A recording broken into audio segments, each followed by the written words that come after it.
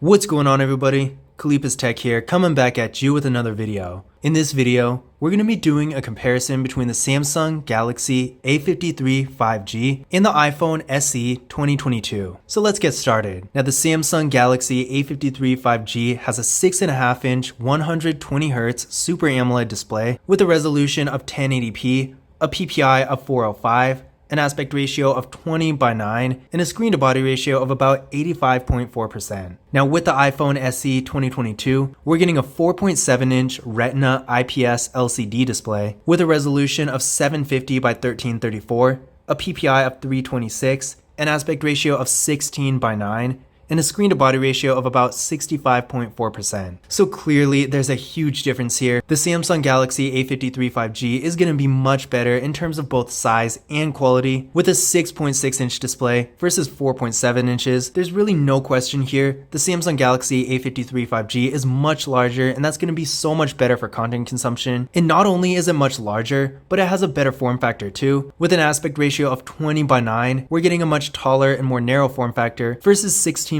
which is much shorter and wider than the average phone nowadays. In addition to this, the Samsung Galaxy A53 5G also has a Super AMOLED display, which is going to be better than a Retina IPS LCD display. The colors are going to be a lot better looking and brighter and bolder. And on the Samsung Galaxy A53 5G, the resolution is higher, so you're going to get a sharper and more crisp image. So in general, in pretty much every way possible, the Samsung Galaxy A53 5G does have a much better display, so if you're planning on doing lots of content consumption, this is definitely something to think about. And one thing I do want to add on top of everything else is that the Samsung Galaxy A53 5G does have a 120Hz refresh rate, whereas the iPhone SE only has a 60Hz refresh rate. So with the Samsung Galaxy A53 5G, the movement on the screen is going to be a lot faster and smoother, giving you a better experience when you're doing stuff like streaming videos, playing games, that sort of thing. And then when you're just navigating through the phone in general, it's going to feel a little bit more premium, whereas with the iPhone, it's not really bad, and you're probably not going to see the difference right away, but when you're actually using the phone, the difference is there. Now for storage,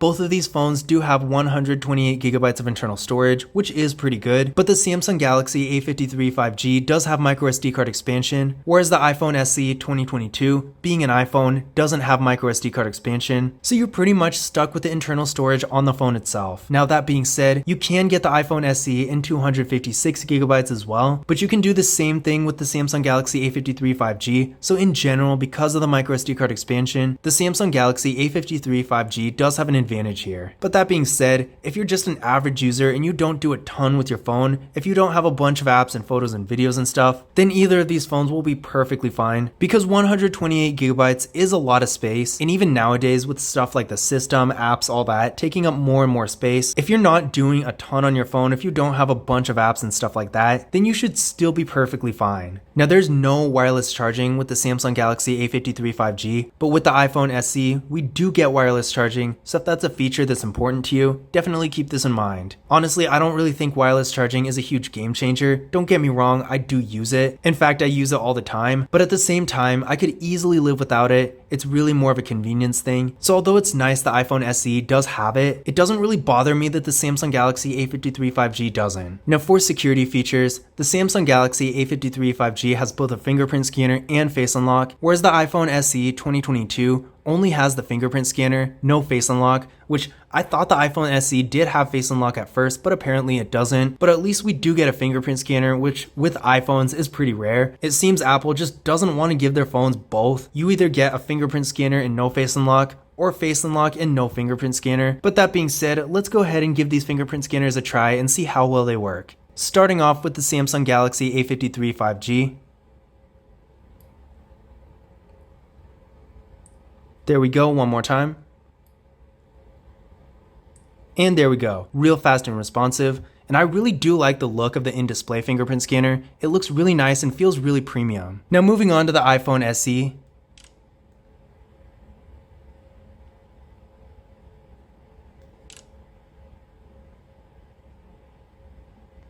There we go.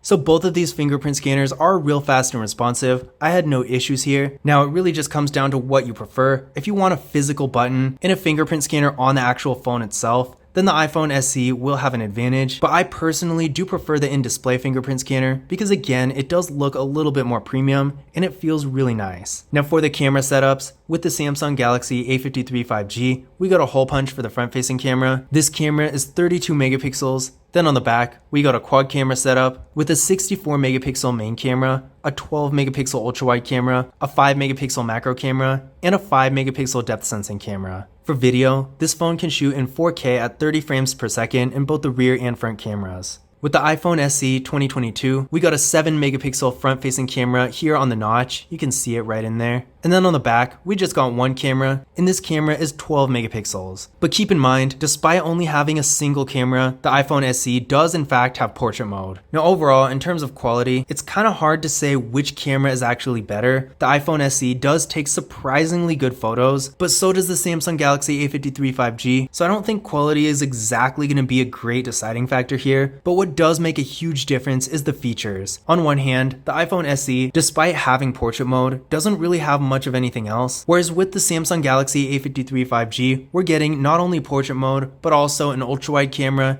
and a macro camera, so you can use the ultra-wide camera to get better scenery pictures, and the macro camera to get those close-up detailed images. And I will say the front-facing camera on this phone is so much better. So in general, if you're going to be taking a lot of photos and you want a wider variety of features, the Samsung Galaxy A53 5G is definitely going to be a better option here. But if you just want to take more basic photos and you don't really care about features like the ultra-wide and macro cameras, then the iPhone SE is not going to be bad. Now for video, it's kind of a different story because the iPhone SE does have a max quality in the rear camera of 4K at 60 frames per second, but only 1080p in the front. So it's kind of interesting here. On one hand, you can shoot 4K in the rear camera at a higher frame rate on the iPhone, but with the Samsung Galaxy A53 5G, you can shoot 4K in both the rear and front cameras, whereas the iPhone SE can only shoot 1080p in the front camera. So I feel like these phones are just about equal, just because these phones do seem to have each other's strengths and weaknesses. With the A53 5G can't do, the iPhone really can, and what the iPhone can't do, the A53 5G can. So it really just depends. If you do want to shoot 4K videos at a higher frame rate, the iPhone SE is going to have an advantage, but if you don't really care about that, then I would say for every other photo and video feature, the Samsung Galaxy A53 5G is going to be a little bit better. Now internally, the Samsung Galaxy A53 5G is getting 6GB of RAM with the Samsung Exynos 1280 processor. The iPhone SE is getting 4GB of RAM with the Apple A15 Bionic processor. Now both of these phones do have 5G connectivity, so don't worry about that. If you do want a 5G phone, then either of these phones will be perfectly fine. But that being said, I did run Geekbench 5 benchmark tests on both of these phones, and the Samsung Galaxy A53 5G came back with a single core score of 742 and a multi-core score of 1910. The iPhone SE 2022 came back with a single core score of 1729 and a multi-core score of 4619. So clearly here, the iPhone SE 2022 is much faster. There's going to be a lot more processing power here, but at the same time, when it comes to actual practical use,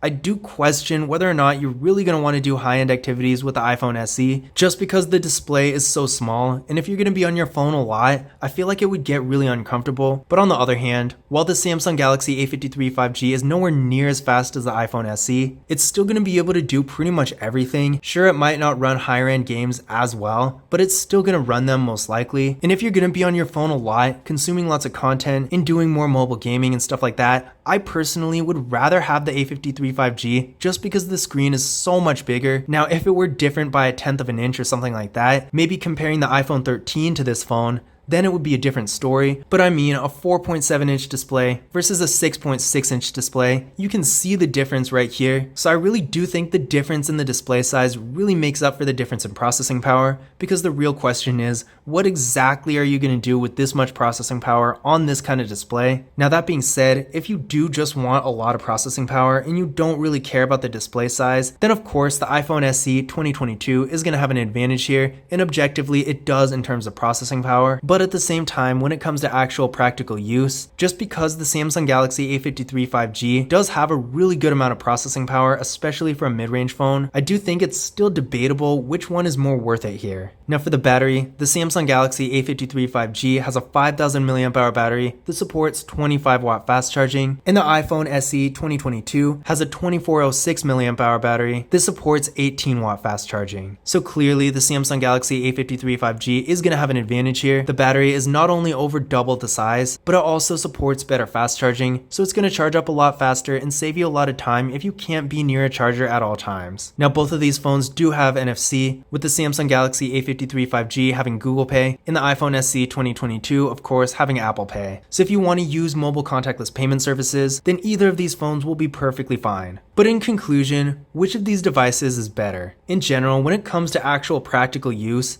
I do think the Samsung Galaxy A53 5G is honestly going to be a better choice for most people, because this phone is not only a lot larger, but it has a much better quality display, face unlock, a better camera setup, over double the battery size, and just a better, more modern design in general. But that being said, at the end of the day, it's really hard to compare an Android phone to an iPhone, because as I'm sure you can imagine, Android and iOS are completely different, and for the most part, people who use iOS aren't going to want to switch to Android, and people who use Android probably aren't going to want to switch to iOS either. The operating system does make a huge difference, because if you typically prefer iOS, you're probably going to have a much better time with the iPhone SE than you would with the Samsung Galaxy A53 5G. But on the other hand, if you use and like Android, you're not going to want to switch to iOS. That is a really huge deciding factor, and if you're impartial between the two, I feel like it really just comes down to what you're doing with your phone, because again, while the iPhone SE is undebatably faster, I really don't know what you're going to be doing on this phone that requires that much processing power that's actually going to be comfortable on this small display. But on the other hand, while the Samsung Galaxy A53 5G is not nearly as fast as the iPhone SE, it does still have a ton of processing power that's going to be able to handle pretty much anything, and the display is just way more comfortable to use. So in general, I feel like for most people, the A53 5G is just more practical and just a better phone overall. But if you really want to use iOS, or you want a more compact basic phone for more basic activities, then the iPhone SE 2022 is definitely not a bad option, especially considering how much more affordable it is compared to something like an iPhone 13. But I hope you guys enjoyed the video, and I hope you found this information useful as well. If you did, don't forget to give it a thumbs up and hit that subscribe button, and if you want to learn more about these phones, be sure to check out my other videos about them on the channel. But that's it for this video. As always, I will see you in the next one.